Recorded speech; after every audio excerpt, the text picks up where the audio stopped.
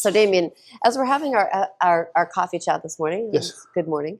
Good morning. I wanted to share with you. This is leadership, and being a truly authentic leader takes, as we've talked about in other videos, amazing emotional intelligence. Certainly does, yes. And the values aligned with that. And I want to share a little story because I think this is a great leadership example of what not to do. And that is my son's basketball team. He is midway through the season, and the head of school fires the head coach and the assistant coach and walks out of the room without saying anything to the basketball team. Right. So just bang, done decision. Right. And no explanation, no understanding. No, nothing. And I was thinking about this and I kept thinking, so many times you hear of companies, leaders doing something similar. Yeah. And what it actually shows and represents is a lack of the emotional intelligence and being aligned with the values and the people and respect for the people that are on your team and in your fold. And part of the reason I think people do that too is because it's a fear of the criticism. And we've talked about that in depth in other areas about how in today's world, especially leaders, have, back in the day, you used to be able to keep things secret. You kept your goals secret. You didn't know, and Napoleon Hill actually talked about that about nearly a century ago. Right. About how to keep it secret because you'll get a lot of criticism. But today's world, you can't do that. And being an authentic leader means that you have to have this ability to be able to address that, because it's not a case of just putting up armor.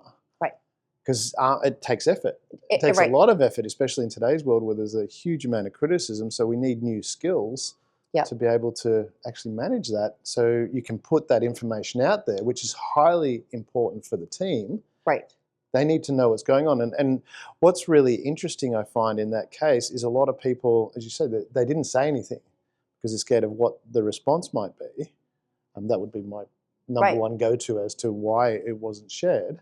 Right. The fear of the response. Yeah. And, backlash from the students and parents, but the same thing in a company, you can get the backlash, but you also have to know that when that happens, you have to be able to face it. Yeah. Otherwise, so many times, and you hear this it's a PR thing. It could be a great PR story if you spin it the right way, but it takes communication. Yeah. It doesn't take being silent.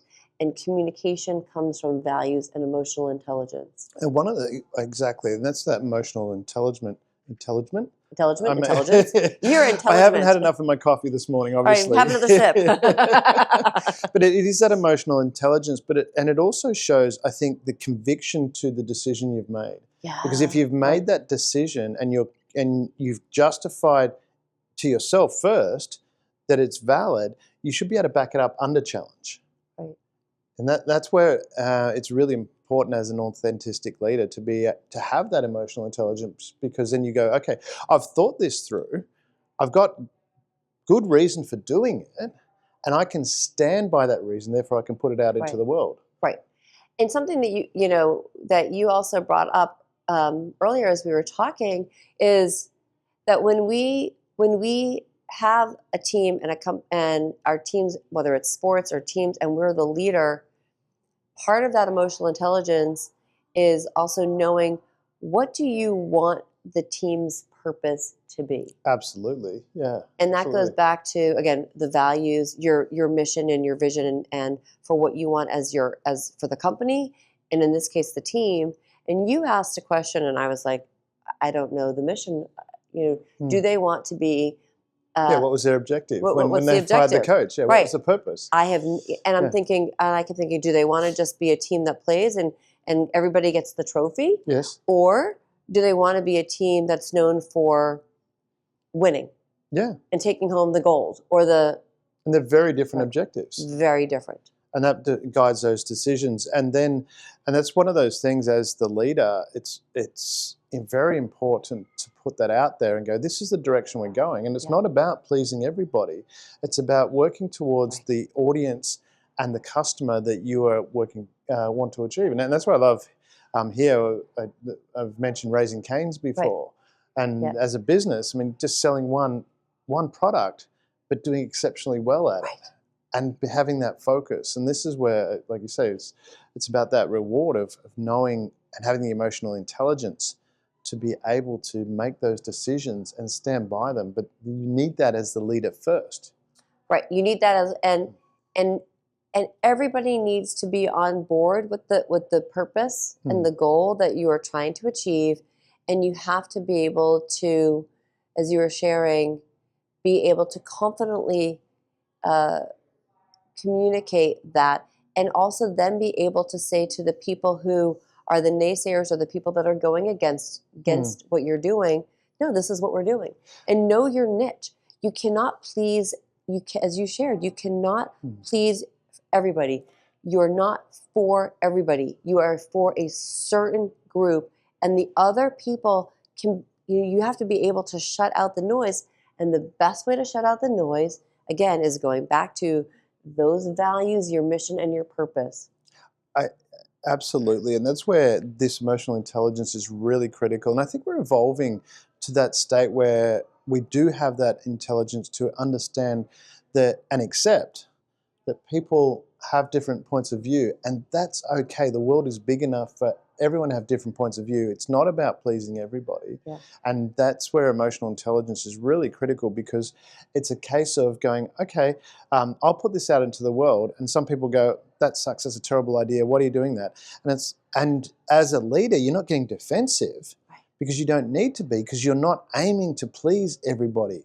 You're aiming to please the people that are aligned with where you're going, customers included, employees included, and making those decisions where if someone's not aligned, it becomes, well, okay, you're not you don't have to, treat it as a negative. It's like, I appreciate, you like different things. People like different things.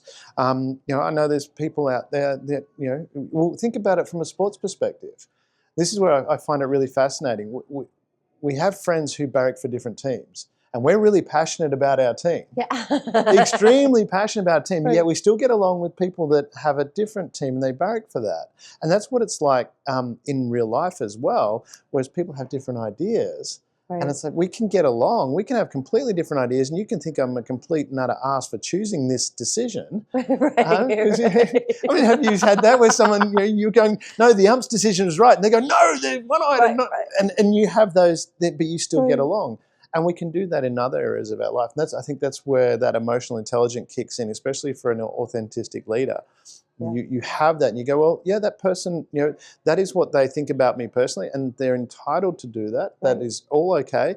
And I'm fine with that, because if I was in their shoes and I was barracking for that team, I'd think they're one-eyed as well.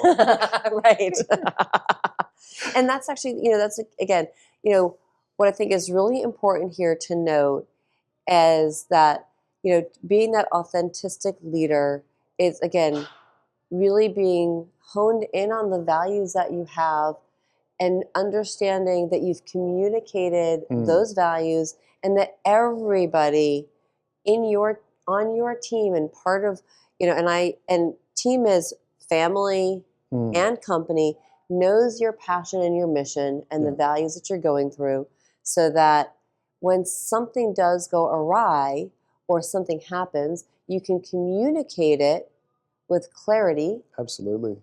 And you're able to then also easily communicate to the naysayers the decision. Yeah, and stand by that and justify that. It's not about, and this is where I think as an authentic leader, it's important to distinguish between justifying why you've made the decision and convincing the other person to agree with you.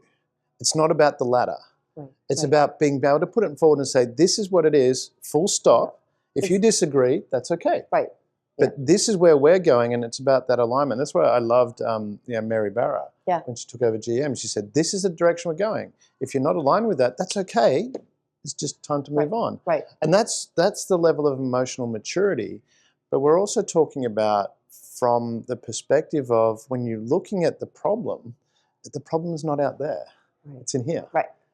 That's where emotional maturity is. Right. It's right. It's right in here. It comes from your, from you and your heart, and being able to be, heart-centered leadership and authentic about what you're doing. Because again, it goes back to, that when you put your head down at night on the pillow, you served your best. Absolutely, and that's where, and I know from my perspective, I mentioned, we've talked about this a lot, where you wake up, you feel great, you have this amazingly productive day, you get to the end, you feel really good because you've had an amazing productive day, but the biggest thing is you sleep really well. Yeah. You sleep really well, and that again comes from that internal alignment, which is which is one of the cores. We know what our values are. We either accepted the values that we're given, or we've chosen our own, and it's a topic and we've discussed in another video.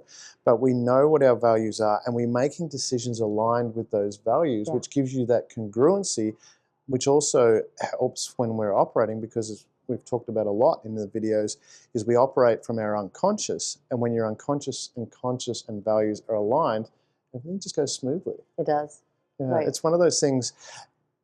And coming back to that graph that we talk about, the chart where you see the chart where it's, this is the plan. Right. And it goes, and it's a straight line, this nice little straight line, and then reality is.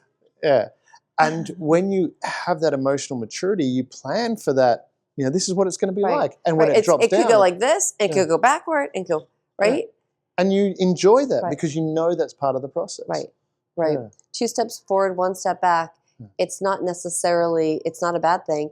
That is actually how business and life operates. Exactly.